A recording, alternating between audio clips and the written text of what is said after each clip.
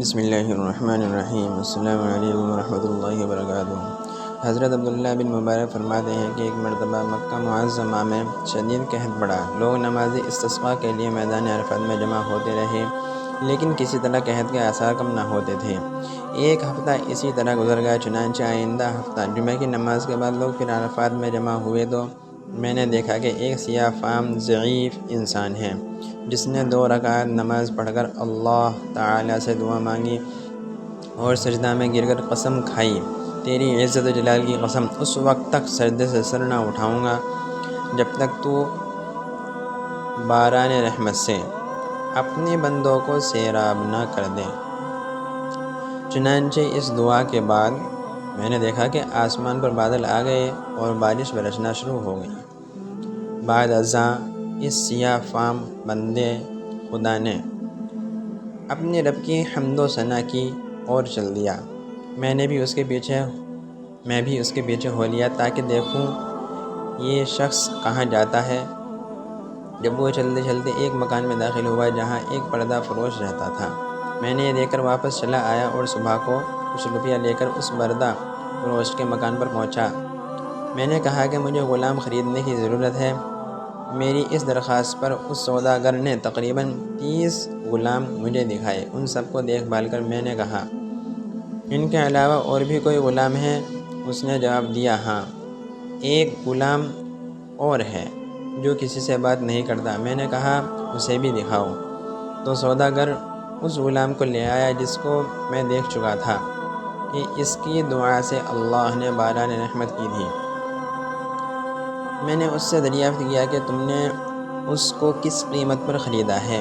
سوداگر نے کہنے لگا کہ خریدا تو ہے میں نے 20,000 اشرفیوں کا، مگر آپ کو صرف 10 ہی اشرفی کا دے دوں گا۔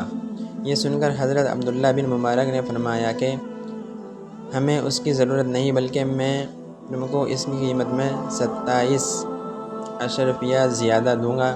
بس اس سوداگر کے غلام کو ہمراہ لے کر چلا آیا تو وہ غلام کہنے لگا، اے میرے آقا، آپ نے آخر مجھے کیوں خریدا ہے؟ میں تو کسی بھی خدمت کے قابل نہیں ہوں۔ میں نے عرض کیا کہ میں نے تم کو اس لیے خریدا ہے کہ تمہارا خادم بنوں اور تم میرے مالک۔ میری اس بات پر غلام نے دریافت کیا کہ آپ ایسا کیوں کر رہے ہیں؟ اس پر میں نے عرض کیا کہ میں کل تمہاری کرامت دیکھ چکا ہوں، اللہ تعالیٰ نے تمہاری دعا قبول فرمائی اور اپنی رحمت کی بارش کر دی، جس کے لیے مخلوق پریشان تھی۔ اس نے دریافت کیا کہ کیا واقعی آپ نے ایسا دیکھا ہے؟ میں نے کہا، ہاں۔ اس کے بعد اس نے دریافت کیا کہ کیا آپ مجھے آزاد کرتے ہیں؟ میں نے کہا کہ تو اللہ کے واسطے آزاد ہے۔ اس کے بعد میں نے سنا کہ غیب سے آواز آئی، اے ابن مبارک، تجھے بشارت ہو، اللہ تعالیٰ نے تیری مغفرت فرما دی۔ بعد ازاں اس غلام نے وضو کر کے 2 رکعت نماز پڑھی اور کہا کہ اس چھوٹے آقا کی آزادی پر تو اللہ کا شکر ہے، مگر مولا اکبر کے آزاد کرنے پر اس کا شکر کسی طرح ادا کروں؟ اس کے بعد دوبارہ وضو کر کے اس نے 2 رکعت نماز ادا کی اور دونوں ہاتھ آسمان کی طرف اٹھا کر دعا مانگی کہ الہی، مجھے معلوم ہے کہ میں نے 30 سال تک تیری عبادت کی اور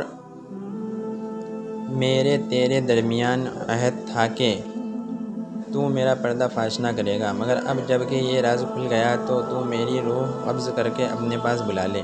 اتنے میں وہ بے ہوش ہو کر گر گیا۔ میں نے دیکھا تو اس کی روح پرواز کر چکی تھی۔ عبداللہ بن مبارک فرماتے ہیں کہ میں نے اس کو معمولی کفن دیا اور نماز جنازہ پڑھ کر دفن کر دیا۔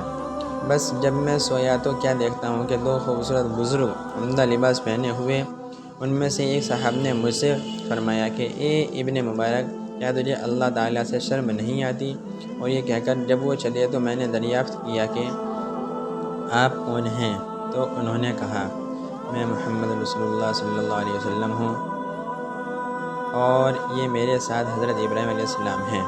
آخر میں نے دریافت کیا کہ میں اللہ سے کس طرح نہیں شرمایا، حالانکہ کثرت سے نماز پڑھتا ہوں۔